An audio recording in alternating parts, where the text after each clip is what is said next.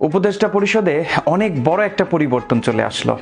স্বরাষ্ট্র মন্ত্রণালয় থেকে সরিয়ে দেয়া হলো ব্রিগেডিয়ার সাখাওয়াত হোসাইন স্যারকে। গত কয়েকদিন ধরে ওনাকে নিয়ে সামাজিক যোগাযোগ মাধ্যম সহ ছাত্র আন্দোলনে যারা জড়িত ছিল তারা আন্দোলন জানিয়েছিলেন যে এই জায়গাটার জন্য, এই মন্ত্রণালয়ের জন্য ব্রিগেডিয়ার সাখাওয়াত হোসেন স্যার উপযুক্ত নয়।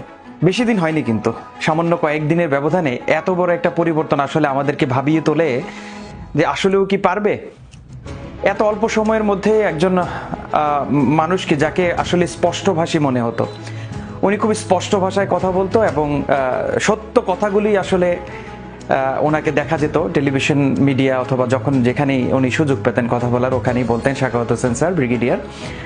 তো গত কয়েকদিন ধরে আসলে ওনার কিছু বক্তব্য নিয়ে কিন্তু অনেক আলোচনা সমালোচনা হয়েছে যে উনি একটা বিজিবির একটা প্রোগ্রামে উনি বলেছিলেন যে ইন্ডিয়াকে পিঠ দেখানো যাবে না, হ্যাঁ, শুধু পতাকা মিটিংয়ে চলবে না, উচিত জবাব দিতে হবে।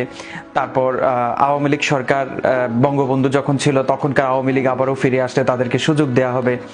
নানা রকম ভাবে আসলে এই ধরনের বক্তব্যগুলো সোশ্যাল মিডিয়া সহ সবার কাছেই হয়তোবা এটা গ্রহণযোগ্য মনে হয়নি বলে ওনার বিরুদ্ধে নানা রকম আলোচনা সমালোচনা হওয়া শুরু হয় এবং এখন আসলে সেই আলোচনা সমালোচনাটা এত তাড়াতাড়ি এটার ইফেক্ট আসবে আসলে হয়তোবা জাতি এটা কখনো কল্পনা করেনি। ওনাকে আসলে সরিয়ে দিয়ে পাট এবং বস্ত্র মন্ত্রণালয়ের দায়িত্ব দেওয়া হয়েছে স্বরাষ্ট্র মন্ত্রণালয় থেকে। অনেক গুরুত্বপূর্ণ একটা মন্ত্রণালয় কিন্তু স্বরাষ্ট্র মন্ত্রণালয়, সেই মন্ত্রণালয় থেকে সরিয়ে দিয়ে একদম পাট এবং বস্ত্র মন্ত্রণালয়টা হচ্ছে এই যে মন্ত্রণালয়গুলো আছে আমাদের বাংলাদেশের সংবিধানে, সেই মন্ত্রণালয়গুলোর সবচেয়ে নিম্ন অথবা যেটাতে আসলে কেউ একটা থাকতে চায় না, কারণ যেই মন্ত্রণালয়ের আসলে বেশি একটা কাজ নেই। তার মানে এটাই বোঝা যাচ্ছে যে সাখাওয়াত হোসেন স্যার অদূর ভবিষ্যতে উনি যেই কর্মকাণ্ডগুলো নেওয়ার জন্য যে পরিকল্পনাগুলো নিচ্ছিলেন সেই স্বরাষ্ট্র মন্ত্রণালয়ের দায়িত্ব নিয়ে, তো সেগুলো হয়তোবা উনি আর করতে পারবেন না, বা উনি স্পষ্টভাষীভাবে যে কথাগুলো বলতেন জানি না অদূর ভবিষ্যতে আর বলেন কিনা। তো যাই হোক, আমরা জানতাম যে উপদেষ্টা মণ্ডলীতে আরো কয়েকজনকে নিয়োগ দেওয়া হবে। তো সেখানে যে আসলে একজন ব্রিগেডিয়ারকে বা আমাদের বর্তমান সময়ের সকলের কাছে সবচেয়ে প্রিয় যে মানুষটা, ওনাকে আসলে এত তাড়াতাড়ি এখান থেকে সরিয়ে দেওয়া হবে, আসলে এটা আসলে খুবই চিন্তার বিষয়। হ্যাঁ, খুবই চিন্তার বিষয়। তো এটাও চিন্তার বিষয় যে আসলে যারাই এখানে আছেন তারা স্থায়ী নন।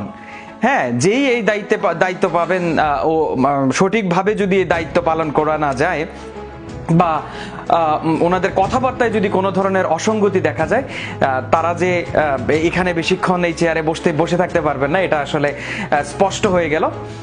এটা আসলে স্পষ্ট হয়ে গেল। তো আমি মনে করি অদূর ভবিষ্যতে যারাই এই মন্ত্রণালয়গুলোর দায়িত্বে আছে তারা খুব স্ট্রিক্টলি এবং খুব আমি মনে করি তাদেরকে মিডিয়ার সামনে আসারই দরকার নেই। যাই হোক, আমরা তো বাক স্বাধীনতা চেয়েছিলাম, তো বাক স্বাধীনতা আমরা পেয়েছি, তবে বাক স্বাধীনতা পেয়ে এটাকে উজাড় করে দিব এটা আসলে হয়তোবা সম্ভব নয়, এটাই এখন আসলে মনে হচ্ছে। তার কারণ ব্রিগেডিয়ার জেনারেল সাখাওয়াত স্যার যখন উনি কথাগুলো বলতেন খুব স্পষ্ট ভাষায় কথাগুলো বলতেন, তো যে কথাগুলো আসলে অনেক সত্য হলে অনেক সময় এগুলো তিতা আকার ধারণ করেছে, এখন যেটা বোঝা যাচ্ছে।